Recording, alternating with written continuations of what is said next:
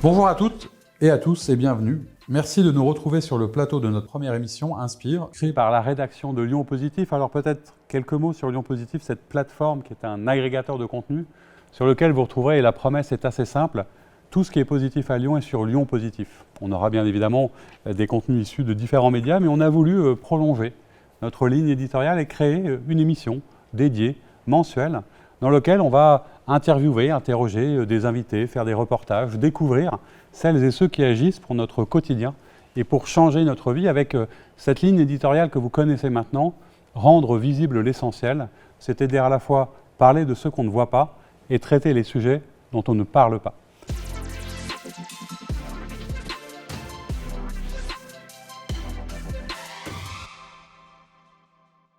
Sur le plateau, j'ai deux invités qui ont voulu jouer le jeu avec nous pour cette première émission. J'ai eu la chance de vous interviewer chacun dans un grand entretien sur Immédiat Positif. Alors je vais commencer par Clémentine Mossé. Merci Clémentine d'être là. Vous êtes la présidente, la fondatrice d'une association qui s'appelle The Greener Good. Si on devait parler de vous, on dirait que c'est à la fois le sourire, l'énergie et un optimisme débordant dans l'hyperaction. Vous avez un parcours assez inspirant et on en parlera ensemble tout à l'heure. Et puis vous nous raconterez ce que c'est que The Greener Good, qui est à la fois un guide, mais aussi il y a un festival. Enfin, il y a plein de choses qui nous permettent de consommer mieux et plus éco-responsable. Et puis à côté de vous, Sylvain Tillon, alors qui est le phénix de l'entrepreneuriat lyonnais. Beaucoup le connaissent dans l'écosystème. Sylvain est un multi-entrepreneur. Il a créé un certain nombre de structures avec des succès divers, mais il nous parlera aussi de tout ça parce que parfois l'échec est quelque chose d'important. Aujourd'hui, il vient nous parler de son actualité, c'est facile, c'est marqué dessus. C'est le Bahut, une école qui forme gratuitement un certain nombre de personnes au e-learning.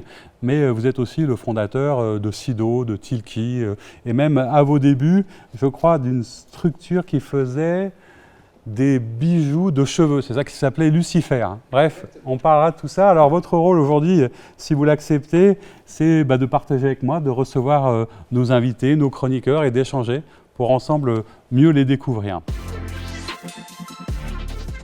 Au programme de l'émission Inspire, il y a 5 rubriques, 5 thématiques essentielles, solidaires, inspirantes, durables et responsables. Et à chaque fois, on traitera d'un sujet et puis on entrecoupera les rubriques d'une chronique, soit en lien directement avec la thématique, soit pour nous parler d'infos positives, de bons plans, d'idées, etc.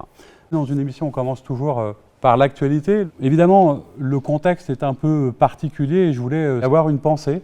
Il y a pas très longtemps, on était au Club de la Presse de Lyon qui recevait, et on voit les images de journalistes franco-ukrainiennes qui nous parlaient de leur quotidien, qui nous parlaient de la difficulté aussi de à la fois ce qu'elles vivaient, mais aussi de la manière dont il est compliqué d'exercer aujourd'hui ce métier de journaliste. Et donc on a une pensée pour tous ceux qui souffrent ou ont souffert de la difficulté à exercer cette si importante liberté de la presse. L'actualité, elle est évidemment présidentielle et tout de suite je vous propose de retrouver la chronique d'Antoine Comte pour nous en parler. Donc vous allez voter ce dimanche pour l'élection présidentielle et pour moi il y a 4 enjeux majeurs dans cette élection. Le premier évidemment c'est Emmanuel Macron qui remet son titre en jeu président, candidat, président sortant et chef de guerre évidemment par rapport à ce conflit en Ukraine, conflit inédit depuis 1945 en Europe. Donc il essaye de s'imposer sur la scène internationale en tant que président de l'Europe mais aussi en tant que président candidat. Deuxième enjeu pour moi évidemment c'est le bloc de gauche avec une gauche divisée sans doute comme jamais.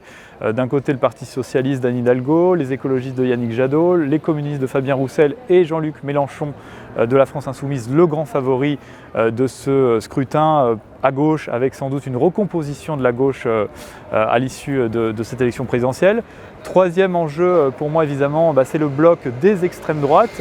Depuis Bruno Maigret, on n'avait pas eu 2 candidats d'extrême droite à un scrutin présidentiel. Donc on a le petit nouveau ancien polémiste Éric Zemmour qui fait face à Marine Le Pen. Marine Le Pen qui se maintient bien avec un vrai socle d'électeurs, mais qui a quand même sur sa droite extrême une concurrence du candidat Zemmour.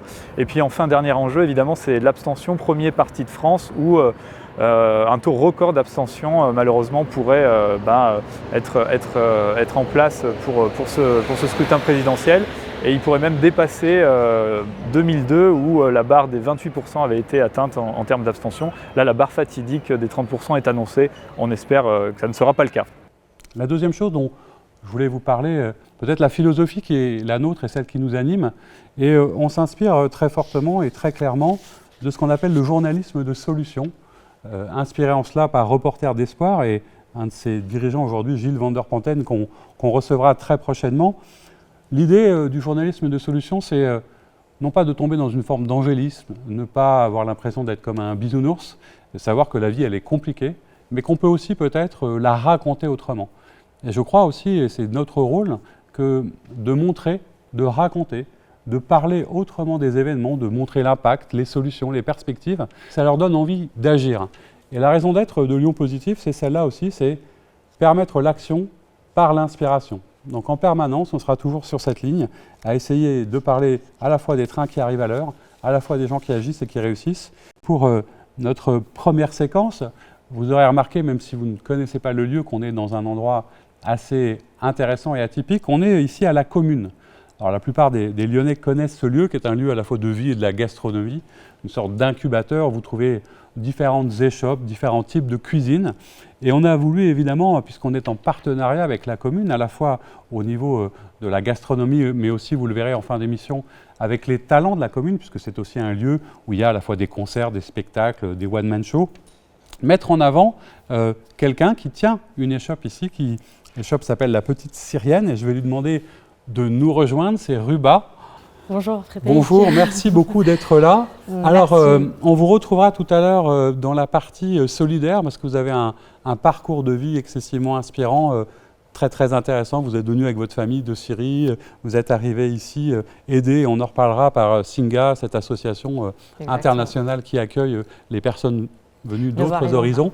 Mais là, vous allez nous parler peut-être d'une recette qu'on est allé filmer et que vous allez nous faire aujourd'hui pour parler un peu de votre culture et de votre origine. Bien sûr, c'est un grand plaisir de vous accueillir dans notre cuisine de spécialités syriennes traditionnelles, mais innovées et adaptées aux saisons dans la région, aux produits locaux.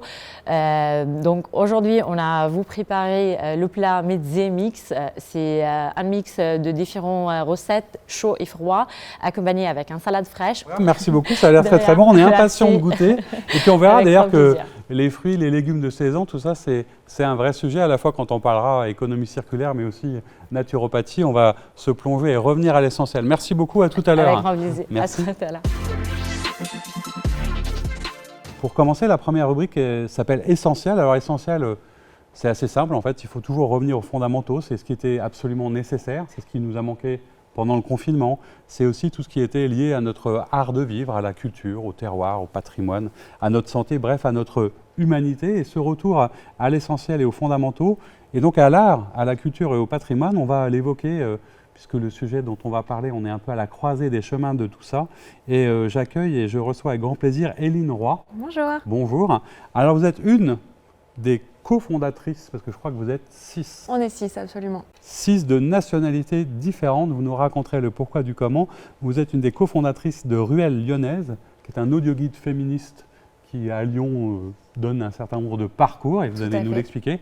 Mais le mieux, c'est peut-être qu'on commence par un reportage pour découvrir votre application. Alors, Ruelle Podcast, ça marche via Instagram d'abord. Il faut se rendre sur le compte d'Instagram et sur la biographie, il y aura un lien. Sur ce lien, il y aura une carte qui va s'afficher avec plusieurs points. Avec une petite étoile, c'est marqué genre le premier point, donc c'est à Bellecour. Et l'idée, c'est d'écouter le premier épisode du podcast à Bellecour lorsqu'on se balade. Et lorsqu'on arrive au deuxième point, là on clique pour le deuxième épisode et ainsi de suite. Entre le troisième et le quatrième, c'est assez long le parcours et du coup c'est pour ça qu'on a ajouté des épisodes bonus, des poèmes en plusieurs langues. Bon, le podcast c'est très ancré à Lyon, mais on voulait montrer que la lutte est un peu internationale. Donc le quatrième épisode c'est fini ici sur la fresque des Lyonnais, parce que c'est une fresque qui est censée représenter toutes les figures lyonnaises les plus connues. Mais évidemment, il y a beaucoup plus d'hommes que de femmes, on peut les compter. Il y a 30 figures en total et quasiment pas de femmes. Donc on s'est dit que c'était important de le souligner. Dans la nuit du 13 novembre 2019, près de 350 rues ont été rebaptisées avec deux noms de femmes sur la presqu'île de Lyon et les 7e, 8e et 5e arrondissements. Avec cette action, le collectif féministe Nous Toutes a voulu mettre en lumière le fait que moins de 5% des rues en France portent le nom d'une femme.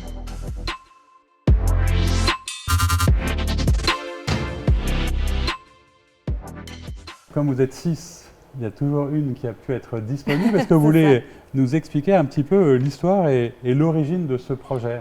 Alors à la base, c'est un devoir de cours, c'est un projet étudiant, donc on était toutes les 6 avec d'autres évidemment en Master 2 à l'Université Lyon 2, en Master journalisme. Et la consigne c'était, il fallait qu'on produise un produit journalistique, alors c'est extrêmement large comme définition, avec une forme originale. Et donc une fois que les groupes se sont faits, etc., par affinité, par envie, on s'est donc retrouvé à 6 femmes avec une volonté très rapide et très évidente qu'on voulait que notre sujet, peu importe, il n'était pas encore choisi, mais voilà, on voulait que le thème mette en avant des problématiques féministes, parle de problématiques autour de l'égalité femmes-hommes. Et donc, de fil en aiguille, de discussion en discussion, on est arrivé sur ce projet d'audio guide. On est toutes, pas du tout même lyonnaises d'origine, mais on aime toutes Lyon de tout notre cœur. Et ça nous permettait voilà, de redécouvrir la ville de façon différente et en apportant des informations, des chiffres, des citations.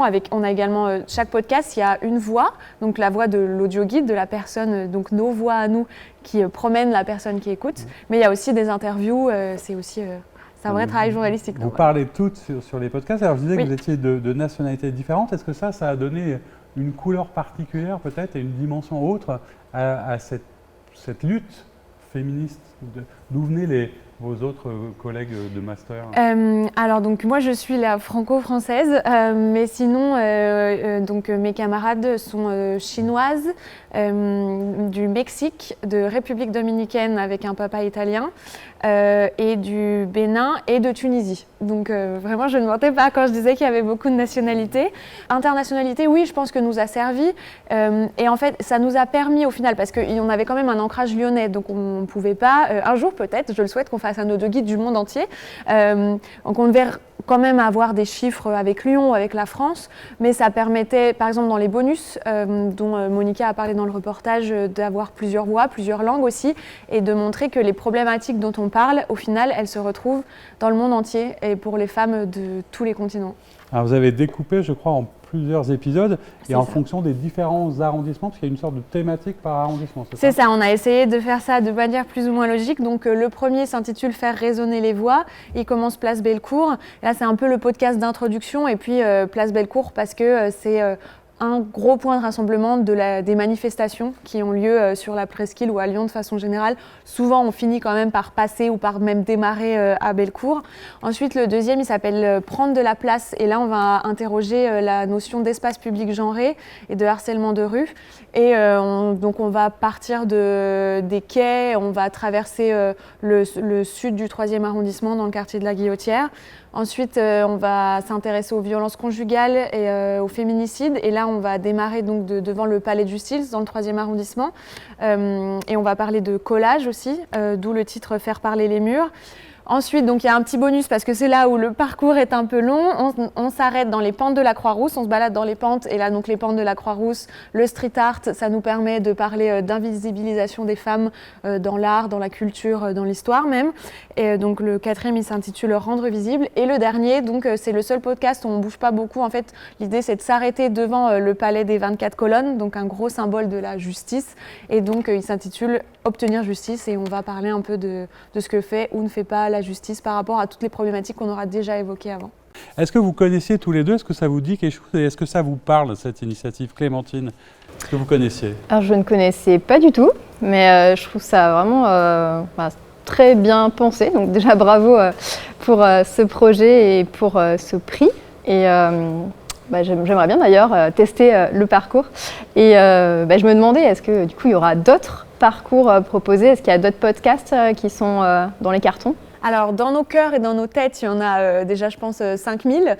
Après, se posent les questions toutes bêtes, mais de logistique, parce que comme je l'ai expliqué, c'était un projet étudiant. Maintenant, on est toutes diplômées, et donc on a toutes d'autres horizons. On est encore 4 à Lyon et une à Saint-Étienne. Donc, il y en a une qui est rentrée en Chine. Donc, en vrai, les idées sont là. On pensait, pourquoi pas, sortir des épisodes spéciaux. On essaye de tenter des choses. Si un jour, on arrive à toutes se retrouver, c'est impossible de faire toute seule, c'est beaucoup trop de... Ou alors, il faut que ce soit notre job à plein temps, ce qui n'est pas le cas actuellement.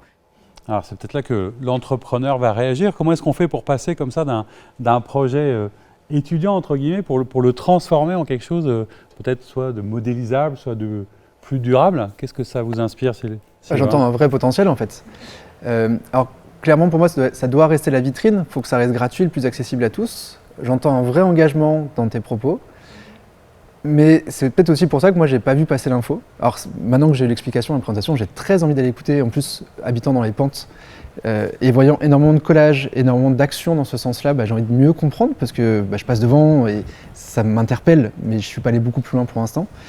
Et qu'il y a de quoi, aujourd'hui, il commence à se structurer des agences de communication spécialisées en podcast, voire des agences de podcast pures, parce que les entreprises veulent y aller aussi. Elles ont aussi des choses à raconter, leurs collaborateurs ont plein de choses à raconter, que ce soit pour l'externe, voire même pour l'interne, en knowledge management, pour partager des bonnes pratiques de la culture d'entreprise, parce qu'on bouge, on change, et des gens partent à la retraite, et pourtant ils ont un savoir-faire hallucinant, et ils ont vécu plein de choses dans la boîte, c'est important de le garder. Et l'oral est un des meilleurs moyens de faire passer ces infos et les boîtes ont besoin d'être accompagnées. Donc clairement, je suis certain qu'il y a un vrai business à faire, de dire voilà ce qu'on sait faire, regardez notre approche, c'est très journalistique, c'est écrit, c'est scripté et c'est pas une discussion de comptoir.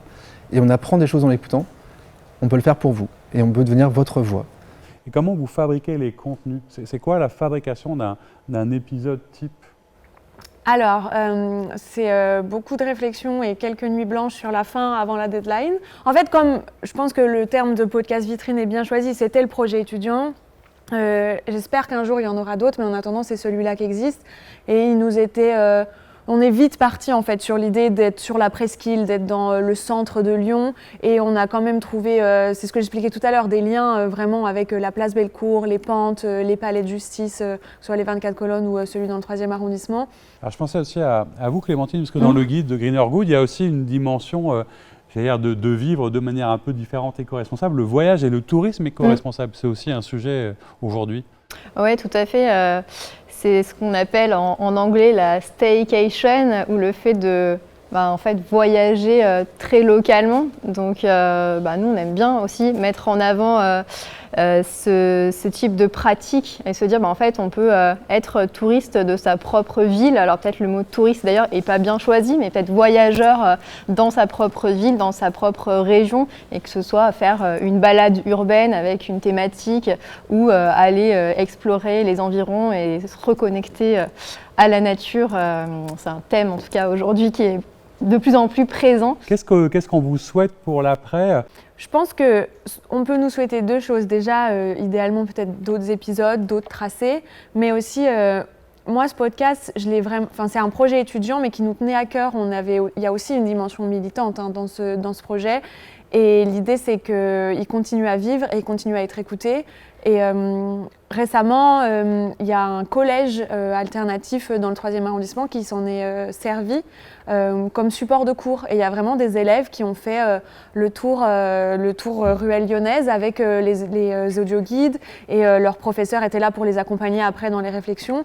Et voilà, en fait, nous, je pense que le prix des pépites, ça nous a fait extrêmement plaisir, mais ça aussi parce que le podcast il vit, et le podcast il sert, et on l'a fait pour ça en fait, pour sensibiliser des jeunes, des moins jeunes, qu'il y a énormément de problématiques qui existent, et si on a choisi cette forme parce que ça changeait, c'était ludique, ça permettait aussi de sensibiliser d'une manière différente. Et donc vous pouvez nous souhaiter que tous les habitants et les habitantes de Lyon aient écouté Ruelle Lyonnaise et soient au courant des sujets dont on parle dans ce podcast. Est-ce qu'il y a d'ailleurs des retours de personnes qui écoutent? Parce qu'on parlait de l'égalité femmes-hommes, c'est fait par des femmes, mais est-ce que vous avez pensé peut-être avoir le regard d'hommes, ou je ne sais pas, qui pourraient eux aussi contribuer? Est-ce qu'il y a des hommes qui vous écoutent? Est-ce que vous le savez? Est-ce que c'est important aussi de partager ça?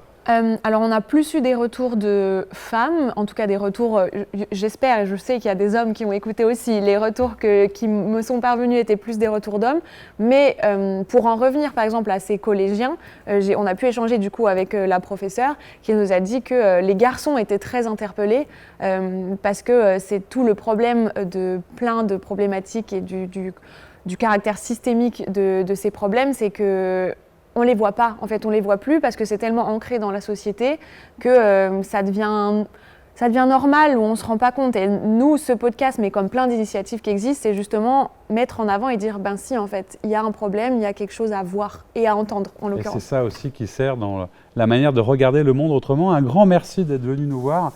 Alors, dans la rubrique essentielle, il y a évidemment aussi la nécessité de revenir parfois à l'essentiel et aux fondamentaux et de s'intéresser à ce qui fait notre quotidien et donc aussi par ailleurs notre santé.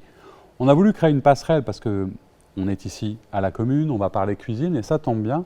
Je vais recevoir maintenant Estelle Barrellon. Bonjour. Bonjour Frédéric. Alors, vous êtes pharmacienne Tout à la fait. Croix-Rousse et naturopathe. Et si je fais le lien avec la cuisine, c'est que vous avez écrit il y a 1 an maintenant, un peu plus, un livre qui a vraiment très bien fonctionné et on avait eu le plaisir de vous interviewer. Ça s'appelle « Cuisiner pour se soigner ». Et l'idée que vous aviez eue, c'était de parler des principes de la naturopathie, mais en faisant faire des recettes par des chefs connus. Et du coup, ça donne un livre de recettes où il y a à la fois des conseils, des bonnes recettes. Et moi, ma première question, ce serait qu'est-ce que c'est que la naturopathie ? Alors, la naturopathie, on entend beaucoup de choses, c'est très à la mode en ce moment, et pourtant on se trompe souvent sur la teneur de la naturopathie. La naturopathie, c'est un art de vivre, c'est une façon d'envisager sa santé autrement. Ça peut tout à fait être complémentaire à la médecine traditionnelle, et on va, pour le coup, revenir à l'essentiel. On va revenir à des piliers de santé. Et il faut savoir que la naturopathie, ça date. C'est Hippocrate qui a lancé les prémices de la naturopathie. Hippocrate, c'est le père de la médecine. Et il prônait déjà de se reconnecter à la nature, de faire attention à son alimentation. Donc, c'est pas nouveau, ça revient et je pense qu'il faut écouter... Les faut anciens. écouter voilà, les anciens, Alors, exactement. ce qui est intéressant, et je le précisais parce que si on entend aussi beaucoup de choses un peu étranges, c'est que peut-être qu'un certain nombre de personnes, certes, se forment, mais viennent d'horizons un peu moins rationnels et scientifiques que le vôtre, puisque donc vous êtes docteur en pharmacie. Est-ce que ça, c'est important aussi? Et qu'est-ce qui vous a amené à passer un peu, non pas de l'autre côté, mais à aller chercher aussi autre chose que simplement cette médecine plus traditionnelle? Mais parce que je pense que la médecine traditionnelle, elle ne se suffit plus à elle-même maintenant. Et qu'on ne peut pas prendre un individu sans regarder son environnement. On ne peut pas soigner quelqu'un si on ne sait pas ce qu'il mange, ce qu'il vit, ce qu'il ressent. Donc il faut qu'on arrive, la naturopathie vient en renfort. La médecine maintenant, elle focalise beaucoup trop sur le symptôme. Et la naturopathie, elle vient prendre la hauteur, elle élargit la focale pour essayer de voir un peu ce qui se passe autour. Alors vous parliez de plusieurs piliers, je crois qu'il y a 4 piliers essentiels. Pour moi, il y en a 4. Bah, pour vous, alors quels sont-ils?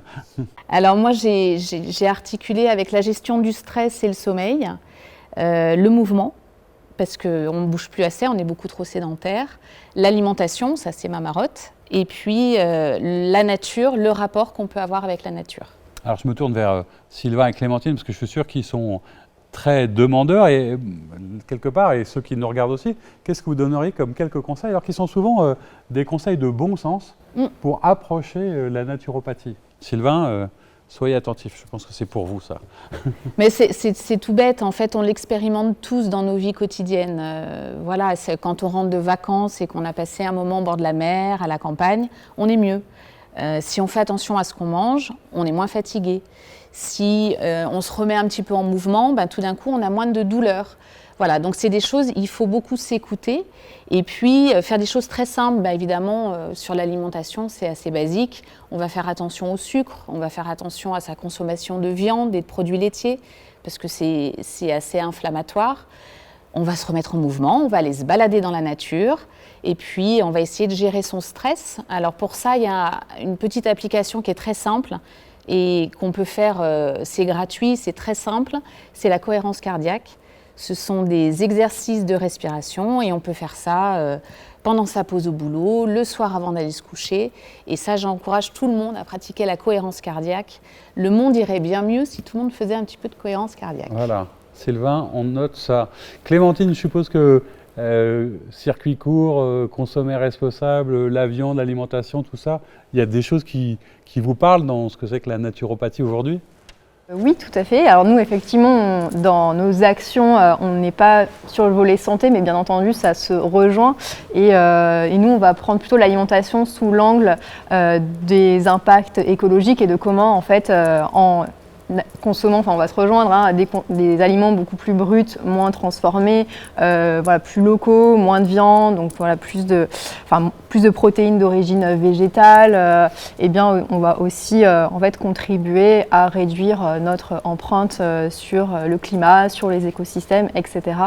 Donc ouais, je pense que c'est important que en fait, les personnes qui nous écoutent aient en tête que en repensant son alimentation, il y a un impact clair sur la santé et il y a aussi derrière un impact sur les enjeux écologiques qu'on connaît aujourd'hui. Sylvain, le mouvement, je sais que ça vous parle, vous êtes un grand sportif et vous courez beaucoup. Est-ce que quelque part, ce n'est pas une démarche qui semble assez évidente et de bon sens et que vous appliquez peut-être vous-même au quotidien quelque part ? Je suis circonspect sur le lien entre naturopathie et santé. Pour autant, entre alimentation et santé, il y a plein de choses de bon sens, comme tu dis, et comme vous avez dit, c'est plus un art de vivre, de consommer intelligemment, de faire attention à ne pas faire d'excès, que ce soit en sucre, en protéines animales, en alcool ou autre, et que c'est tout à fait logique, et quand on veut faire du sport et quand on veut progresser ou ne pas se blesser, parce que souvent ça vient aussi un peu de là, on s'est mal alimenté, on doit faire un peu plus attention. Mais c'est, comme vous avez dit aussi, s'écouter un peu plus et arrêter de reproduire des schémas qu'on nous a inculqués, qui n'étaient pas toujours les bons, ou pas toujours avec les bons préceptes, et de se reposer ces questions-là de quoi j'ai vraiment besoin. Merci. En tout cas, c'est l'objectif un peu de ces rubriques, de ces chroniques. On fera régulièrement comme ça peut-être des décryptages avec des experts et des spécialistes pour vous faire découvrir ce dont on parle parfois sans tout à fait savoir comment ça fonctionne. Merci beaucoup Estelle Barrellon d'avoir été avec nous. Je rappelle, et on le verra à l'image, le titre de votre livre « Cuisiner pour se soigner » qui sort chez un nouvel éditeur. La maison Kiwi. Merci beaucoup encore Estelle Barrellon, à bientôt. Pour cette nouvelle rubrique solidaire, quand on a cherché un intervenant, un invité, en fait, ça s'est fait naturellement, Rubab. Donc je rappelle que vous êtes la responsable, c'est vous qui dirigez cette échoppe qui est ici à la commune qui s'appelle La Petite Syrienne. Comment ça s'est passé? Racontez-nous un peu votre parcours. D'accord. En fait, je suis arrivée fin 2016 avec mon mari à Lyon pour réunir avec la famille aussi de mon mari qui était là depuis 2015. La première année 2017, c'était vraiment une année administrative pour avoir le statut réfugié, pour toutes les démarches, en fait, tous les papiers de statut réfugié. Après, on a eu en fait le défi quand tous les nouveaux arrivants pour la langue française, on n'a jamais parlé français avant, et notre deuxième langue, c'est l'anglais en Syrie, donc c'est le premier défi. Après aussi pour valider les qualifications ou l'expérience qu'on a eu déjà. Mon métier avant, c'était la ressource humaine. J'étais manager de ressources humaines avant. Je travaillais dans différents pays, dans des entreprises internationales, à Dubaï, en Turquie, au Jourdain et en Syrie aussi. Donc, mon mari aussi était un manager de business development, donc c'était pas un autre métier, mais on a toujours en fait la passion de la cuisine, c'est qui fait un partie très importante de culture familiale en Syrie.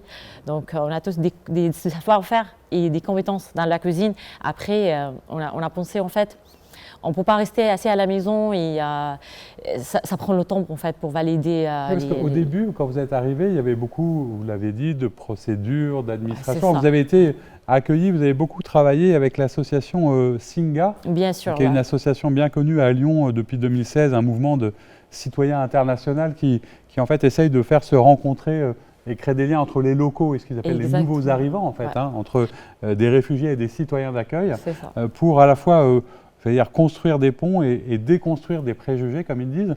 Comment ils vous ont aidé et c'est eux qui vous ont fait penser un petit peu à cette nouvelle voie professionnelle? Oui, c'est ça. En fait, Singa, il fait des efforts pour aider les nouveaux arrivants à Lyon et en France aussi, et pour faire le lien avec les citoyens et pour faciliter en fait l'arrivée des réfugiés ou des migrants, au niveau d'apprendre la langue française, au niveau de trouver en fait le manier à valider les qualifications peut-être, à trouver l'emploi, à être en contact avec des professionnels aussi pour échanger l'expérience et aussi pour l'incubation des entrepreneurs pour démarrer leur projet. Donc, en fait, j'ai rencontré Singa dans les activités de la langue française, des activités de lien avec les citoyens. Mais après, quand j'ai appris qu'il y a un programme dédié pour l'incubation, j'étais vraiment intéressée de commencer le projet. On a eu l'idée déjà, mais on n'a pas les informations. On ne sait pas les démarches en fait, et on commence où, par quoi. Donc avec Singa, j'ai commencé avec le programme Finkila, j'étais incubée aux différents niveaux. Un niveau administratif pour découvrir aussi les formations nécessaires pour être en lien avec des autres associations comme l'ADI par exemple pour l'aide financière. Donc c'était un réseau aussi avec des autres associations qui fait l'aide et le soutien des nouveaux projets pour les nouveaux arrivants en différents manières, marketing, développement de projets, développement de compétences, mettre en lien avec des clientes potentielles aussi. Tout un métier en fait, il y a la cuisine, mais il y a tout ce qui se passe autour. Alors, on avait interviewé l'ADI. Je suppose que, Sylvain, vous connaissez bien un peu cet écosystème de tous les incubateurs, des startups, etc. C'est vraiment important d'abord à Lyon, mais pour aider justement quand on a un projet, en quoi ça facilite l'émergence des projets et l'incubation? Évidemment, pour des personnes qui arrivent en France, il y a ce besoin-là, puisque c'est une nouvelle culture, une nouvelle approche. Après, moi, je lutte un peu contre cette idée qu'en France, c'est compliqué d'entreprendre. On a ultra simplifié les démarches depuis 10 ans. On peut faire plein de choses. On est beaucoup aidé au démarrage, effectivement, avec la ADI, RDI, le réseau Entreprendre et d'autres réseaux qui peuvent aussi aider à financer des projets qui se lancent. Mais pour vous, Singa est un projet génial. C'est trop bien que vous soyez allé là-bas et bravo pour la réalisation concrète parce que du coup, on voit ce que ça génère, ce que ça crée pour de vrai. Et là, il y a un vrai besoin d'accompagnement. C'est aussi pour ça qu'on voulait en parler. Alors, après, comment ça s'est passé entre le moment où vous avez commencé? Donc, vous avez fait une formation ici pour la cuisine? En fait, pas du tout. Hein. C'était le savoir-faire, mais après, j'ai juste complété mes compétences au niveau de formation en fait, d'hygiène, de sécurité, des compétences nécessaires, obligatoires. Après aussi au niveau de comptabilité, parce que c'est des choses totalement différentes en fait, même que j'ai les études dans le même domaine, mais c'est différent ici. Aussi au niveau de système de, par exemple, des impôts, de TVA, tout ça. Et après, pour le marketing, et pour les études de marché en fait aussi. Même que j'ai un peu aussi d'expérience dans le marketing, mais ici c'est un peu différent. Donc, Et comment est-ce que vous êtes retrouvés du coup ici à la commune alors? Ça fait depuis le dépôt de projet qu'on était vraiment intéressés, mais après avec la Covid, la fermeture de la place ici, donc c'est juste reporté jusqu'à juillet 2021. Et en fait, notre projet il a commencé en 2018. On a commencé avec un petit stand sur les festivals. Après, on a petit à petit développé par un food truck camion qui fait le tour avec les festivals gastronomiques et dédié pour le métier de bouche. Et après, on a développé, fin 2018, on a développé le service traiteur. En fin 2019, on a développé un laboratoire professionnel à Villeurbanne. Donc, c'était vraiment tout dans le métier d'événementiel. Ce n'était pas sur un point de vente fixe. Et l'objectif, c'était vraiment d'avoir une visibilité devant les clientes et la vente quotidienne. Donc, la première proposition, c'était par la commune. Après, avec la Covid, c'était un peu compliqué. À partir de la reprise, après la dernière confinement, donc on était en contact avec la commune pour découvrir l'opportunité ici, l'installation, les démarches à faire.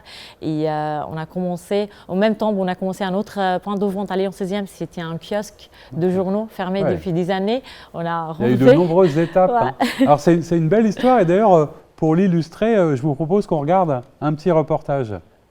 Singa, ça veut dire le fil en lingala.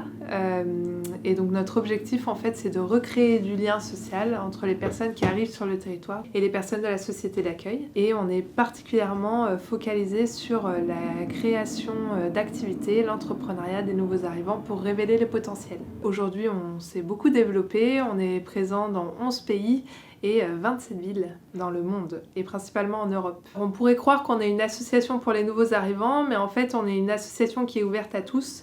On a autant des personnes qui sont au début de leur parcours d'exil, donc qui viennent d'arriver sur le territoire. On a des personnes qui sont en recherche d'hébergement, notamment auprès d'une famille française, donc là on a un programme d'accueil citoyen. Ensuite on a une communauté super active, notamment à Lyon, où on a une quinzaine d'ateliers qui ont lieu chaque semaine et qui accueillent des gens sur des thématiques artistiques, culturelles, sportives pour recréer du lien. Et le dernier volet, donc c'est l'inclusion socio-professionnelle. Et là, du coup, on accueille des personnes qui ont envie de monter un projet entrepreneurial. Pour te donner l'exemple de Bonnie. Bonnie, elle vient du Rwanda. Elle est arrivée il y a quelques années en France. Et elle connaissait personne, en fait, sur le territoire. Et la première chose qu'elle m'a dite, c'est quand j'ai ouvert la porte de Singa, j'ai eu l'impression de retrouver une nouvelle famille. Un exemple différent, mais qui est tout aussi passionnant, c'est celui de la petite Syrienne. Rouba, c'est une des premières entrepreneuses en fait, que j'ai rencontrées en arrivant à Singa à Lyon en 2016. Et ça a été comme une évidence pour tout le monde, je pense, de créer ce projet de la petite Syrienne et du food truck. Aujourd'hui, ils ont clairement plus besoin de nous pour rayonner sur la métropole et au-delà. Enfin voilà, il n'y a pas meilleur exemple que Rouba et la petite Syrienne pour représenter ce qu'on fait chez Singa. C'est aussi ça qui est intéressant, Clémentine, c'est qu'on voit bien que la cuisine, la gastronomie peut brasser à la fois les frontières et les cultures. Est-ce que ça aussi, c'est quelque part une tendance que vous constatez à travers votre guide, Green or Good, justement toutes ces questions de la diversité, des différentes cultures, de la cuisine sous toutes ses formes? Pas nécessairement, même si, du coup, nous, effectivement, on est très axés sur toutes les offres de cuisine responsable, mais pas que. Hein. Donc effectivement, à Lyon, on a Tratino qui fait de la cuisine italienne. Dans le reportage, on a vu Sadia de Caboulion aussi, qui est, je pense, une figure aussi assez emblématique sur le sujet. Donc effectivement, il y a ces cuisines du monde qui émergent et voilà, je trouve ça en tout cas génial que ce soit de plus en plus sur le devant de la scène. Et j'aimerais peut-être rebondir sur un autre point.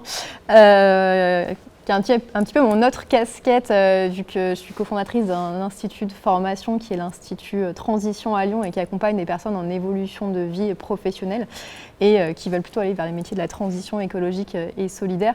Et je trouve que votre exemple est aussi hyper inspirant de montrer qu'en fait, en plus, avec toutes les difficultés que vous avez connues, vous arrivez aujourd'hui à créer votre activité et je trouve ça génial de pouvoir mettre ça en avant, de montrer que c'est possible parce qu'aujourd'hui, il y a énormément de personnes qui ont envie en fait, de se réorienter, d'aller vers justement plus des métiers plus concrets que d'être derrière un ordinateur sur un tableau Excel, mais voilà, d'être les mains dans la terre ou dans la cuisine et voilà, montrer que c'est possible. Et en plus, avec des parcours comme le vôtre, c'est génial, donc merci. C'est pour ça que ça nous a semblé inspirant. Et alors, ce qu'il est encore plus, et c'est aussi souvent comme ça, c'est plus on a reçu, plus on donne. C'est-à-dire qu'aujourd'hui, malgré la réussite qui est la vôtre, vous passez beaucoup de temps du coup à aider d'autres personnes justement pour peut-être à la fois les accueillir et les former sur ce type de parcours. C'était une idée en fait inspirée par Singa aussi. Quand j'ai réussi à lancer le projet, j'étais avec des autres entrepreneurs occupés par Singa, donc on a pensé pourquoi pas on fait transformer les informations, les démarches qu'on a fait, l'expérience en terrain qu'on a passé et j'ai fait un peu de coaching avec les nouveaux chefs dans le domaine de restauration occupé par Singa. Après, quand on a développé notre cuisine aussi à Villeurbanne, on a commencé à accueillir des chefs pour tester leur activité, pour tester leur idée de projet, soit un chef domicile, soit traiteur. Et pour ça, on a pensé avec Singa, pourquoi pas en fait, on fait un laboratoire d'incubation, donc un cuisine professionnelle dédié, parce que c'était un des défis en fait au début du projet de trouver un cuisine professionnel. On a commencé chez nous, après on a loué des cuisines professionnelles qui étaient un peu chères au dépôt. Donc on a pensé pourquoi pas en fait, on a l'espace, on a l'équipement, on peut mettre à disposition en fait pour les nouveaux chefs, pour les nouveaux projets à utiliser, à tester aussi. Et un autre point très important aussi, l'expérience dans les développements par exemple de marketing, le développement de réseau avec le producteur. En fait, cette démarche, il a pris beaucoup de temps de nous. Donc, on a pensé, c'est plus facile pour les autres si on peut transformer ces informations et on peut mettre en lien avec des clients, avec des opportunités, avec des producteurs ou fournisseurs. Donc, c'était l'objectif et on a commencé depuis fin 2019. de développer ce projet, ce concept. On a réussi à faire quelques étapes. Elle n'est pas encore très prête, le laboratoire d'incubation. On a déjà accueilli 2 chefs maintenant. Et maintenant, on prépare à Francheville en fait, un nouveau projet. Ça sera un restaurant d'application dans le tiers-lieu Les Grands Voisines. Ça sera géré et développé par la petite Syrienne. Et l'idée en fait de développer le laboratoire aussi d'incubation là parce qu'il y a l'espace et il y a l'opportunité. Il y a le sens de collectif ici. Là aussi, il y a 35 associations. Il y a l'hébergement aussi de nouveaux arrivants. Ce qui est intéressant au niveau entrepreneurial, c'est qu'on voit qu'il ne suffit pas d'avoir le côté technique, qu'il y a tous les à côté, de la compta, des achats, du marketing. Et c'est ça en fait, je suis contente parce que c'était pas vraiment juste la cuisine. Maintenant, je utilise toutes mes compétences, qui est toute mon expérience avant. Je gère maintenant aux salariés, donc mon expérience dans les ressources humaines, c'est vraiment bien utilisé maintenant. Après aussi dans le marketing, dans les relations avec des clients ou de fournisseurs. Et Fred, en positif, si tu veux, il y a le CFA de la gastronomie qui a ouvert, qui propose les formations techniques cette fois-ci pour se former à la cuisine, à la pâtisserie, à la boulangerie, ouvert à tous, il y a des rentrées toute l'année et ils sont géniaux aussi. Donc si vous avez besoin de vous former en cuisine, parce que c'est là-dedans que vous voulez vous reconvertir, allez les voir de ma part, ils sont géniaux. On ira les voir avec grand plaisir. Merci beaucoup Ruba. On goûtera tout à l'heure avec grand plaisir votre cuisine. Merci beaucoup d'avoir été parmi nous. Merci et beaucoup. bonne continuation pour tous vos projets. À tout à l'heure, merci beaucoup. De la solidarité au partage, il n'y a évidemment qu'un pas, et c'est Morgiane qui fait partie de la rédaction de Lyon Positif qui va nous donner quelques idées ou quelques initiatives. Morgiane, qu'est-ce que vous avez trouvé de beau ce mois-ci? Alors Frédéric, pour cette première, je développe avec vous 2 grandes informations. Depuis le 8 mars, la métropole de Lyon a débuté une campagne pour lutter contre la précarité menstruelle. Et donc selon vous, la précarité menstruelle, ça concerne combien de femmes? Vous avez une idée? C'est une colle. Ah bah oui. Alors selon la collectivité, elle concernerait 2 millions de femmes en France, donc une étudiante sur 3. Pour pallier ces difficultés et in fine en fait venir en aide aux femmes, la collectivité a mis en place 47 points de collecte, donc dans tout le bassin lyonnais, également à la métropole, dans la périphérie lyonnaise. Cette collecte, elle va s'achever le 28 mai et l'ensemble des produits vont être récoltés et distribués à des associations, donc par exemple les Restos du Cœur, le Secours Populaire et l'Armée du Salut. Une belle initiative. Et quelle est la seconde que vous avez sélectionnée pour nous? Pour la deuxième info, Frédéric, pour parler un peu plus positivement de cette triste actualité qui touche les réfugiés ukrainiens, le maire de Lyon et les équipes de la Croix-Rouge ont accueilli le samedi 12 mars des réfugiés ukrainiens. Donc ça concerne 200 femmes et enfants qui ont pu donc bénéficier de repas. Et donc la collectivité a mis en place 2 gymnases à disposition de ces réfugiés ukrainiens.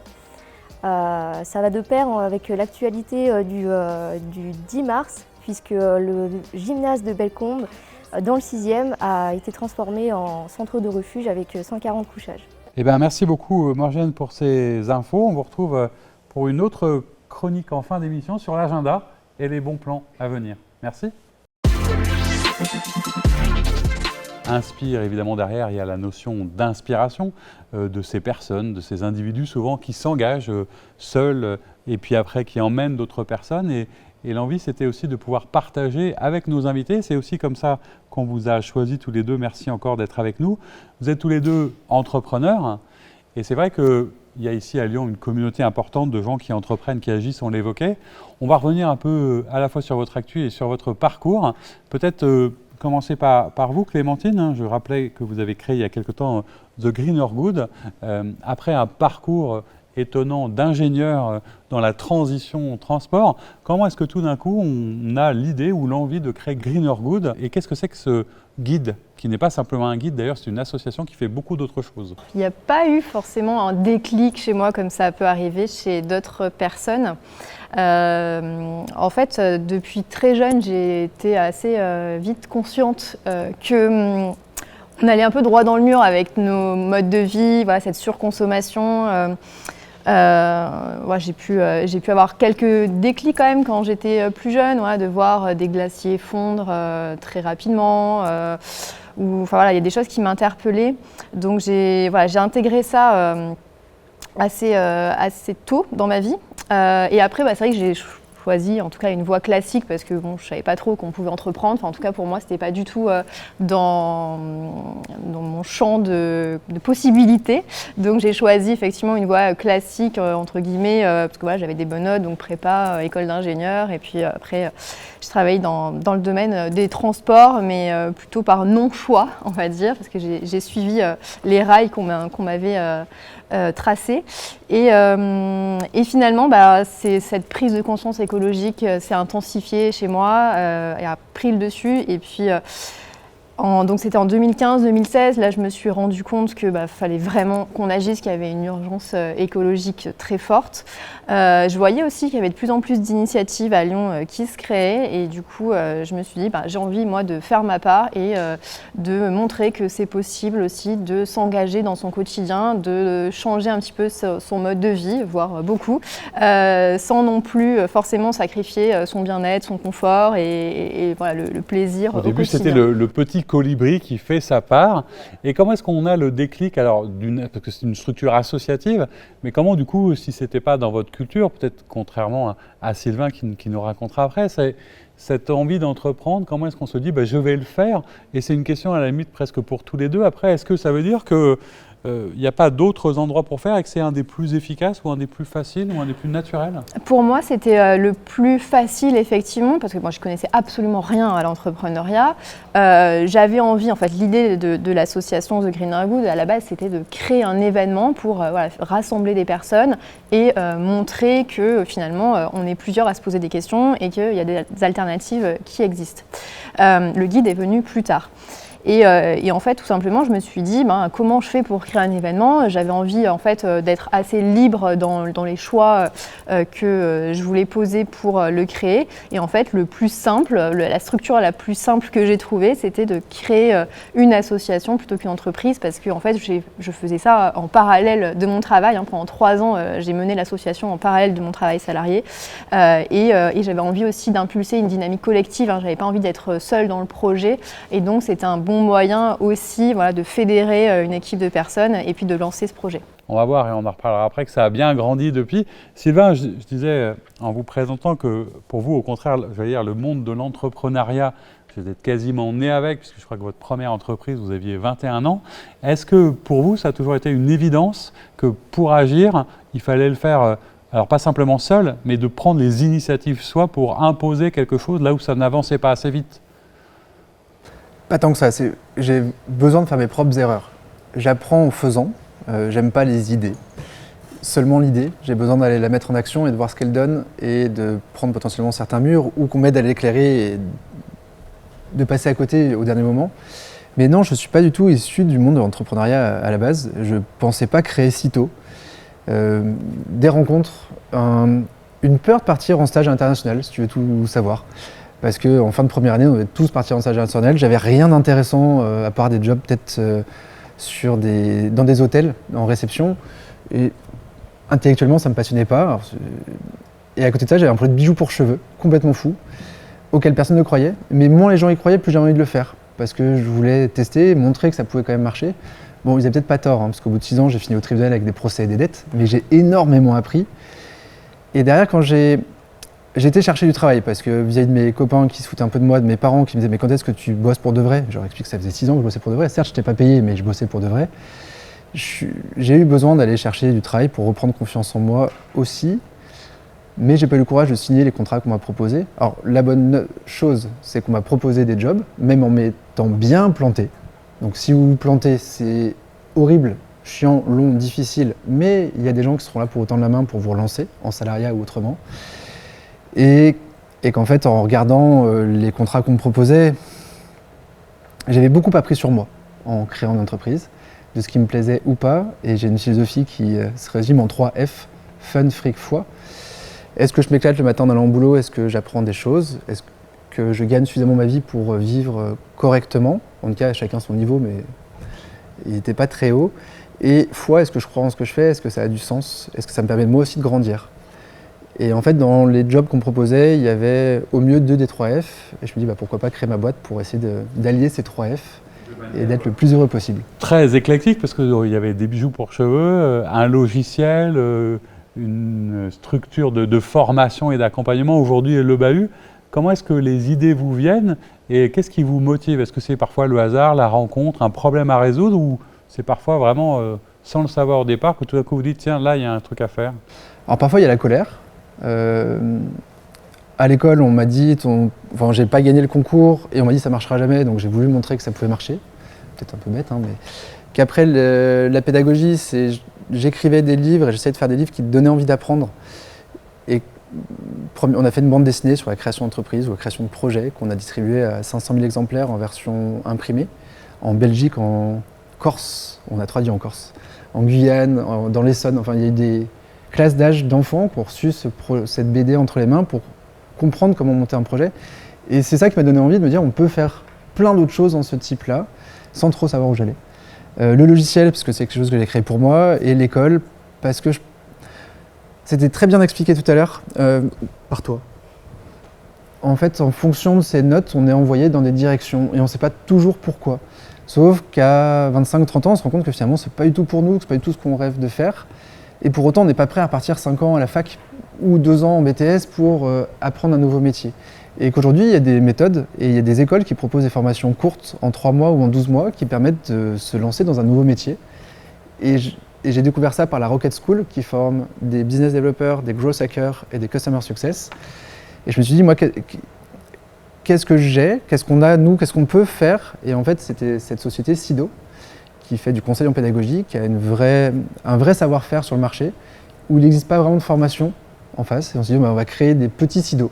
On va leur transmettre tout notre savoir-faire et on va leur trouver un job. Et ça, c'est dans notre principe de base, c'est qu'on ne forme pas pour former, on forme un vrai métier et on s'assure qu'ils puissent le faire au moins 1 an ou 2 pour qu'après ils puissent dire ça m'éclate et je continue ou je rechange. On va reparler de l'actu d'ailleurs du Bahut parce qu'il y en a une qui arrive. Je me retourne de nouveau vers Clémentine puisque là, on vous a laissé au début, etc. Et donc ça a bien grandi. Comment est-ce qu'on avance du coup de cette forme associative à quelque chose qui est beaucoup plus large aujourd'hui parce qu'il y a à la fois un festival, à la fois des actions d'accompagnement de formation, à la fois... comment on fabrique tout ça? Et finalement, je suppose qu'il n'y a pas de regret, mais que du plaisir. Et j'allais dire aussi, comment est-ce qu'on a l'impression peut-être de contribuer? Comment est-ce que vous, tous les deux, en faisant ce que vous faites, vous avez l'impression de contribuer? Ici, l'idée, c'est de réunir la communauté de ceux qui agissent et qui font et qui sont inspirants. Est-ce que vous avez le sentiment de contribuer et quelque part d'être un peu inspirant aussi? Question pas évidente. Je vais répondre à la première partie sur comment on contribue. Nous, on contribue à montrer que c'est possible de repenser son mode de vie pour être plus en accord aussi avec ses valeurs, avec les enjeux écologiques auxquels on est confronté aujourd'hui. Et on contribue à mettre en lumière aussi tout ce qui se fait sur le territoire lyonnais en termes d'alternatives éco-responsables qu'on peut intégrer dans son quotidien. C'est important d'ailleurs de partir du local, parce que c'est aussi quand même beaucoup là que ça se passe finalement. Oui, en fait, nous, quand on a eu l'idée de créer notre guide, donc j'en profite pour le montrer, donc le guide pour consommer responsable à Lyon et ses environs, on a eu l'idée en 2019 et même avant en fait, en 2018, et on s'est dit on va recenser les restaurants, les magasins qui sont engagés dans cette démarche et qui veulent proposer des produits ou des services qui sont plus durables et plus éco-responsables. Au début, on s'est dit oui, on va faire un petit guide, il fera 150 pages, et en fait, plus on creusait et plus on découvrait des tas d'initiatives super chouettes aussi dans les domaines du numérique, de l'énergie, de la finance. On a balayé un certain nombre de domaines et finalement on a recensé quasiment 500 structures éco-responsables et notre guide a fait 228 pages, donc beaucoup plus que ce qu'on pensait initialement, et il est sorti en 2020 et depuis 2020 on fait une veille permanente aussi pour être au fait de toutes les structures qui se créent, et il y en a énormément qui se développent depuis. Alors justement, est-ce que le fait d'avoir découvert qu'il y avait autant d'initiatives, c'est pas quelque chose qui vous aide à être, j'allais dire, positif et à se dire qu'il y a quand même peut-être des solutions possibles? Oui, effectivement. Alors pour tout vous dire, je ne fais pas l'autruche parce que une de mes activités, c'est de faire de la formation autour des enjeux écologiques. Donc creuser les rapports du GIEC, etc., je le fais et c'est pas forcément une partie de plaisir parce qu'effectivement on est face à des constats qui font froid dans le dos. Mais effectivement du coup vraiment regarder ce qu'on peut faire à un niveau local pour développer aussi une société plus conviviale, avec plus d'entraide, qui soit plus résiliente aussi, hein, c'est-à-dire qui puisse aussi absorber potentiellement des chocs liés au changement climatique ou autre.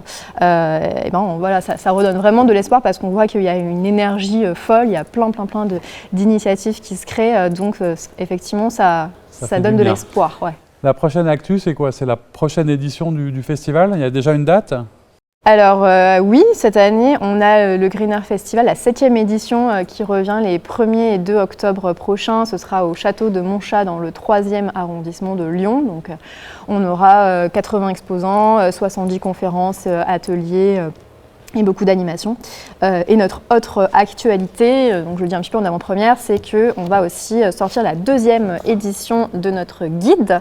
Voilà, on bosse dessus en ce moment et elle devrait sortir en juin. Eh ben, on sera là pour les 2 événements, en tout cas sur le festival certainement. Avec plaisir. Sylvain, du coup, on évoquait votre actualité parce que le Bahut, je crois que c'est la 4e rentrée. C'est tout début avril, donc on est vraiment en plein dedans. Comment ça se présente et est-ce que vous avez toujours... Je sais que vous fonctionnez beaucoup à l'énergie, à l'envie, l'énergie de la rencontre, d'être utile justement avec ces jeunes et moins jeunes d'ailleurs que vous formez et que vous accompagnez. Oui, parce que le métier évolue, parce que les salaires augmentent. On se rend compte là, après 3 promos que du coup nos anciens sont vus comme des experts sur le marché. Et ça pour nous c'est ultra valorisant. Ils sont tous en poste, ils commencent tous à avoir des salaires sympas. À titre de stats, c'est une vraie stat, c'est pas des chiffres gonflés comme font certaines écoles. Ils sont en moyenne à 33 000 € bruts après un an après être sortis de l'école, et dans ce métier-là. Alors ce n'est pas encore des salaires fous, mais ça commence à être correct. Et je suis super content parce que c'est des gens géniaux, passionnants, qui ont juste eu des soucis pro, perso dans les 3 dernières années, qui ont perdu un peu confiance en eux, et qui ont des qualités incroyables, et en plus qui ont pour rêve le même que nous, qui est de transformer le monde de la formation pour faire des formations passionnantes et réellement impactantes. Donc ça c'est génial, et en plus moi l'idée derrière le Bahut aussi c'était de montrer à d'autres que c'était possible, de créer des écoles nouvelles, différentes, qui proposent des accompagnements très humains, parce que du coup la règle c'est que ça doit être gratuit pour l'apprenant et doit y avoir un job au bout. Et qu'aujourd'hui on est contacté par des structures, des entrepreneurs, des entreprises qui veulent qu'on les accompagne à créer des écoles sur leur sujet à eux. Donc là on a aidé à créer une école de no-code en Seine-Saint-Denis pour des jeunes en réinsertion. On va aider à créer une école à La Ciotat pour des responsables qualité dans les dispositifs médicaux. Et on a une demande là, en ce moment dans le BTP pour les femmes. Enfin, il y a des sujets passionnants de partout et j'ai hâte d'en voir plein, des mini-Bahuts sur plein d'autres sujets. Parce qu'il faut donner la possibilité aux gens de se reconvertir sur des sujets qui les éclatent. Bon, c'est ça aussi qu'on a pu partager tous les deux, c'est que quand on disait de l'énergie, de la passion, de l'envie, c'est aussi quelque chose qui est inspirant. Donc merci d'avoir participé à ce moment d'échange et puis on va continuer avec une nouvelle rubrique dans quelques instants. On va aller vers le durable puisqu'on en parlait. Durable, c'est le nom de la nouvelle séquence. Alors c'est bien parce que tout est expliqué dans le titre. On va évidemment parler développement durable mais au sens large et on va avoir le regard d'expert de Clémentine qui connaît bien ces sujets. On va traiter des questions progressivement d'écologie, de transition écologique, et Dieu sait qu'il y a des choses à dire. Et pour en parler, on a découvert un projet, enfin qui est plus qu'un projet, qui nous a semblé aller tout à fait dans cette émission et dans cette rubrique. Et donc j'accueille avec grand plaisir Léa Sarcinella. Alors l'association, c'est pas une association, d'ailleurs l'application s'appelle Oser Nu. Alors la première question quand même, puisque là on est dans le durable, la communauté de ceux qui souhaitent mieux consommer, il y a quand même une explication au nom qui mérite qu'on en parle quelques instants. Je crois que ça a un lien avec votre associé Alexis Point qui est là avec nous dans le public. Comment est né le nom de cette structure et qu'est-ce que vous faites? Au départ, on s'appelait simplement Nu et c'est en fait pour faire un clin d'œil à mon associé Alexis qui a voyagé pendant 1 mois en Suède en se donnant pour challenge de voyager 0 déchet. Et ça a été aussi un point important pour lui personnellement dans sa propre transition écologique. Et donc on cherchait un nom aussi pour notre projet où on avait aussi cette notion d'agir maintenant, puisqu'on n'était plus pour nous à la phase de questionnement finalement. Et donc il a suggéré de l'appeler Nu, puisque c'était comme ça qu'on disait maintenant en suédois. Et au départ on a un petit peu rigolé. Et finalement, on l'a conservé puisque ça avait aussi son sens en français d'être dénué un petit peu de tout le superflu en fait, et de cette surconsommation qu'on pouvait avoir au quotidien. Et on a rajouté le oser nu, donc pour oser maintenant entamer une démarche de consommation plus responsable. Alors quelle est l'idée derrière de cette consommation responsable? Ça raconte quoi et qu'est-ce que vous proposez à ceux qui vous suivent? En fait, nous, du coup, on propose une carte avantage pour consommer local et responsable à travers vraiment des réductions en fait, chez des commerçants qui sont dans une démarche engagée pour pouvoir gagner en pouvoir d'achat. Et on est parti en fait de notre propre constat, puisque l'idée elle est venue quand on était étudiant en école de management, où en fait on avait déjà mis en place des choses nous dans notre quotidien. Et au final, on s'est rendu compte que c'était un petit peu compliqué aussi de pousser un peu la démarche avec un budget qui était restreint. Et en fait, on s'est surtout rendu compte que ce n'était pas le cas uniquement pour les étudiants, puisque le prix pour plus d'un Français sur deux, c'est le premier frein à l'achat de produits dits éco-responsables. Donc on a voulu créer cette carte pour rendre plus accessible la consommation responsable par une augmentation en pouvoir d'achat. Alors du coup, concrètement, comment vous faites? Vous sourcez, sélectionnez un certain nombre d'endroits, de lieux, de magasins. Vous allez les voir, ils doivent répondre à un certain nombre de critères précis. Comment ça fonctionne? Tout à fait. Alors nous, on va référencer un peu l'ensemble des professionnels qui sont dans une démarche de consommation responsable. Donc on va retrouver de l'alimentation, mais aussi de l'habillement. On a aussi de l'électroménager de seconde main, par exemple. Donc aujourd'hui, on est avec 32 professionnels qui sont référencés chez nous. Et ils sont sélectionnés donc, par le biais d'une charte qui a 12 critères. Donc, vous allez retrouver l'agriculture biologique, le Made in France, le local, la monnaie locale également. Et ils doivent valider au moins 4 de ces 12 critères pour pouvoir être référencés chez nous. Par contre, on ne se positionne pas en tant que label. Donc on ne va pas aller faire d'audit chez eux. On se base sur les labels existants et notamment aussi le label LVED qu'on a à Lyon, donc le label Lyon Ville équitable et durable. Bon, Clémentine, je suppose que vous connaissez bien ces sujets, ces questions. C'est vrai que là, moi, ce que j'entends, et c'est quand même quelque chose qui revient assez régulièrement, c'est que, ok, peut-être que tout le monde pourrait ou voudrait consommer différemment, mais qu'il y a quand même un frein parfois qui est lié au pouvoir d'achat. Est-ce que ce genre d'initiative va dans le bon sens, vous qui connaissez bien cet écosystème? Oui, après toute initiative qui va justement mettre en lumière ce qui existe sur le territoire, on ne peut que les encourager. Et je trouve que c'est intéressant aussi la notion, comme vous le disiez, de moins consommer aussi, parce que c'est un des leviers pour pouvoir, en termes de budget, aller vers une consommation plus responsable. C'est aussi de se réinterroger sur ses besoins. Est-ce qu'on a vraiment besoin de se procurer un nouveau bien, un nouvel objet, et si on en a vraiment besoin, est-ce qu'on ne peut pas le trouver par exemple de seconde main, d'occasion, ce qui fera aussi baisser la note à la fin, et en rééquilibrant comme ça, en se disant peut-être que si j'achète moins, si je répare, si je me dirige vers de l'occasion, à un moment si j'ai envie de me faire plaisir ou s'il y a quelque chose qui est plus coûteux, peut-être avec cette démarche-là, je pourrais un peu rééquilibrer mon budget. Donc c'est important aussi de montrer que la consommation responsable, c'est pas réservé qu'à une catégorie de la population, mais que ça peut être vraiment une démarche qui peut être accessible au plus grand nombre. Tout ce qui est upcycling, recyclage, etc., ça vous parle, Sylvain? Vous êtes dans cette logique, vous qui croisez beaucoup aussi d'entrepreneurs qui certainement sont parfois sur ces sujets-là, puisque on sent que c'est notamment dans la jeune génération un vrai enjeu. Il y a même un sujet dans le monde de la formation. Pourquoi toujours recréer des nouvelles choses et ne pas partir de choses existantes, en termes de vidéos par exemple, tout simplement, qui a une forte consommation énergétique. J'aime beaucoup ton projet, je trouve ça très intéressant. Mais je me pose la question de la pérennité, parce que je vois beaucoup d'initiatives dans ce sens-là, qui ne durent pas, parce qu'ils n'arrivent pas à trouver leur modèle économique, parce que ça ne prend pas. Et une petite question pour toi par rapport aux offres que je viens de voir au-dessus. Est-ce qu'il n'y a pas un sujet de carte de fidélisation de cet écosystème qui finalement est proche et assez soudé, parce qu'ils ont une même philosophie, des mêmes valeurs, qui serait non pas pour avoir des bonus, on ne va pas là-bas pour ça, finalement c'est parce qu'on est déjà un peu engagé, mais qui, eux, leur permettraient d'annoncer aux particuliers pour que la carte soit gratuite et que tu aies beaucoup plus d'utilisateurs et que demain tu aies plein d'autres modèles possibles. Parce que j'ai cru comprendre que ta carte était payante, très peu chère, mais payante, et qui va être un frein pour le particulier qui ne sait pas toujours ce qu'il y a derrière et qui ne sait pas pourquoi il doit y aller. Et en tout cas, j'aimerais bien, j'ai hâte de revoir le projet dans un an et je te souhaite d'être encore là, d'avoir grandi énormément parce qu'il y a besoin d'initiatives de ce type-là, mais qui durent.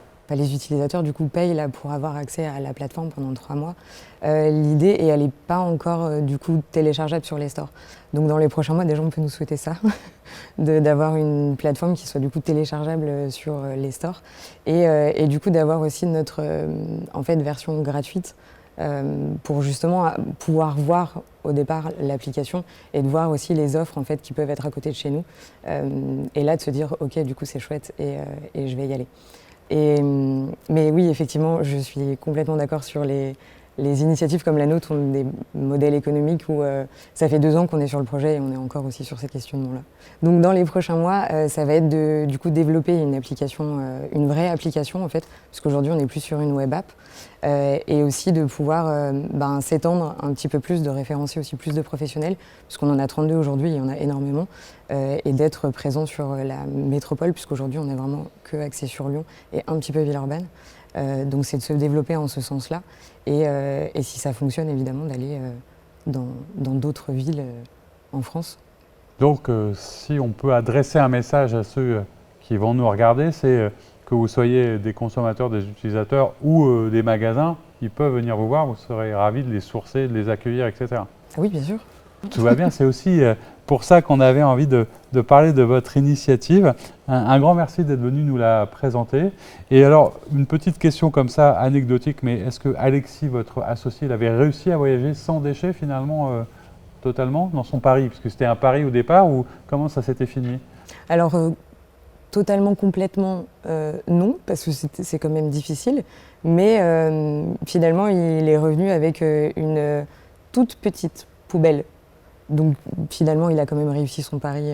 Enfin, en tout cas, pour moi, il l'a réussi. Ouais. Mais la prochaine fois, vous lui poserez la question. Mais c'est ça, la prochaine fois, il viendra nous parler de ce qu'il y avait dans sa poubelle, du coup, voilà. Peut-être. Ce sera avec grand plaisir. Merci beaucoup, en tout cas, d'avoir été avec nous sur ce plateau et bonne continuation.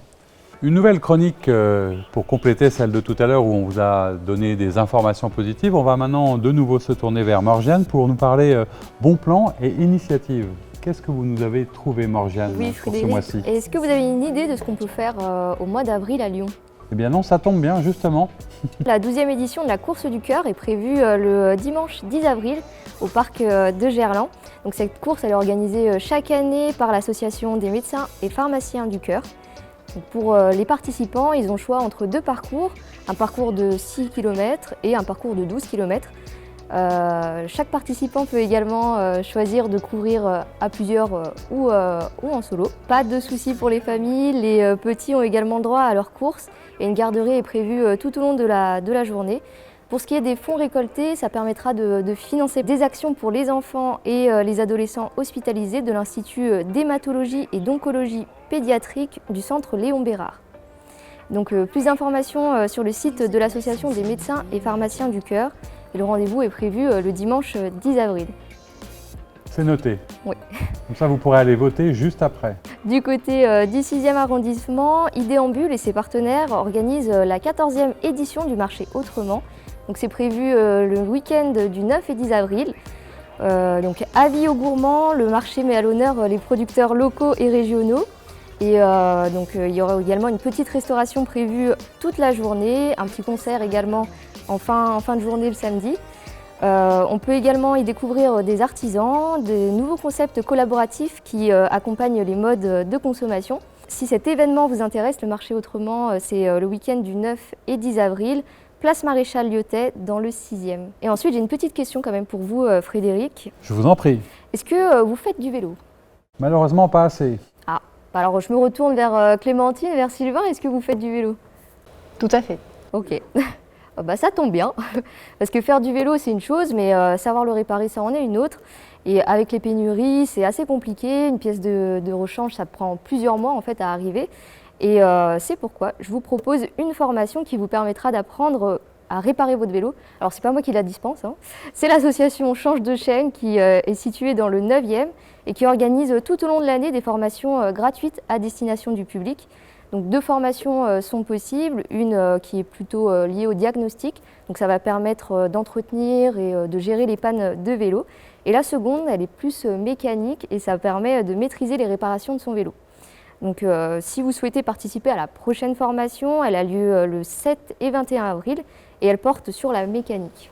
Je me mettrai au vélo comme ça. Et donc cette fois, je vous emmène avec moi dans le 7e arrondissement pour redécouvrir 2 initiatives solidaires lyonnaises. Donc c'est l'épicerie coopérative Demain. Est-ce que vous connaissez, est-ce que ça vous parle? Ça me parle. Ah, ça ne parle pas à Sylvain, alors je vais développer. Du coup, elle propose toute l'année des produits bio issus de producteurs locaux, mais pas que, puisqu'effectivement, en donnant 3 heures de son temps par mois, vous allez pouvoir obtenir 10 à 30% d'économie sur les produits de grande distribution. Et donc le principe de l'épicerie, c'est que chaque adhérent de l'association obtient une part de l'épicerie. Si vous souhaitez du coup investir et bénéficier de réductions sur vos courses, vous pouvez vous rendre à l'épicerie Demain. Et on passe sur la dernière initiative, cette fois dans le 1er arrondissement de Lyon, Équilibre Café, qui propose des repas solidaires. Le concept de l'enseigne ressemble un peu au café suspendu, à quelques différences près, puisque chaque personne peut rajouter 1 euro à son café. On rentre un peu dans une chaîne de solidarité, puisque l'ensemble des dons est complété par l'enseigne, et elle est adressée à une association. Donc cette association-là va pouvoir redistribuer ce fonds à un bénéficiaire qui se rendra après à l'équilibre café. Ça permet vraiment à tout le monde aussi de se retrouver puisque tous les jeudis, l'enseigne propose un repas solidaire qui est ouvert à tous. Donc l'idée étant de créer du lien social. Eh bien, merci beaucoup Morgane pour toutes ces idées qui sont évidemment solidaires, positives et inspirantes. Et à bientôt pour la prochaine chronique. La rubrique responsable, comme son nom l'indique, invite à nous pencher sur la responsabilité sociale des entreprises. C'est le fait pour des entreprises d'intégrer des préoccupations sociales à leur activité commerciale. C'est aussi évidemment travailler, comme beaucoup le font aujourd'hui, sur leur raison d'être, sur la vision et le sens de leur activité, en se penchant évidemment sur l'avenir de la planète. Donc l'objectif de cette rubrique, c'est d'accueillir régulièrement des entreprises, des acteurs importants de l'écosystème qui ont une initiative, une volonté, une fondation, du mécénat, bref, qui vont faire quelque chose vraiment tourné dans ce sens. Mais pour cette première émission, je voulais en fait vous parler aussi de notre RSE à nous, de notre engagement, de la manière dont on s'investit à la fois à travers cette fameuse raison d'être de rendre visible l'essentiel et de permettre l'action par l'inspiration, avec un partenariat que je voulais vous annoncer, dont on est très fiers, c'est celui avec Handicap International. Alors peut-être vous ne le savez pas, mais Handicap International est né à Lyon il y a 40 ans et va célébrer aussi cette année, en 2022, le 25e anniversaire du traité d'Ottawa qui interdit les mines antipersonnelles. Et on va pouvoir tout au long de l'année les suivre dans un certain nombre d'événements, aller avec eux à différentes réunions, découvrir leur activité qui est malheureusement particulièrement dense comme elle l'est à chaque fois, mais avec la crise en Ukraine. Et donc aussi, à travers ces reportages, ces entretiens, vous appeler au don. Et d'ailleurs, peut-être pour mieux connaître cette association, je vous invite à écouter quelques extraits de l'entretien qu'on avait eu il y a peu de temps avec son directeur Xavier Ducrest.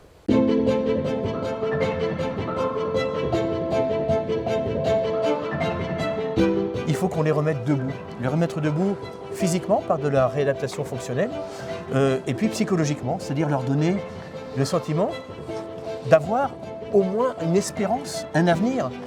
Et puis de reprendre confiance en eux, d'aller s'occuper d'eux, d'aller trouver toutes ces personnes pour les sortir de leurs conditions, pour leur permettre de bénéficier de l'aide humanitaire en général, et puis de se reconstruire en tant qu'hommes ou femmes, en pleine autonomie de leurs moyens et de leur espérance de vie, et de leur offrir un avenir.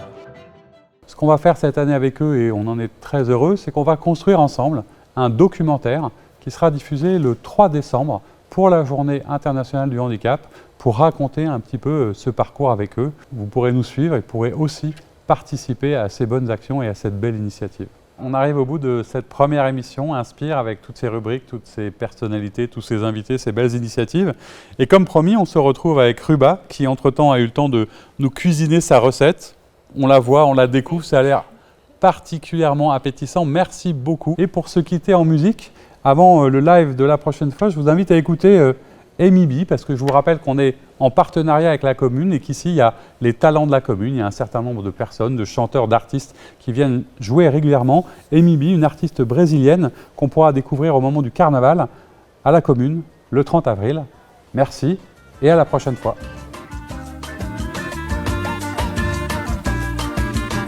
Se você tem ideia e não pôde falar, deixa pra lá. Se faltou com a plateia e ninguém quis ligar, deixa pra lá. Se você foi à feira e não pôde comprar, deixa pra lá. Porque o dinheiro é pouco pra poder gastar, deixa pra lá.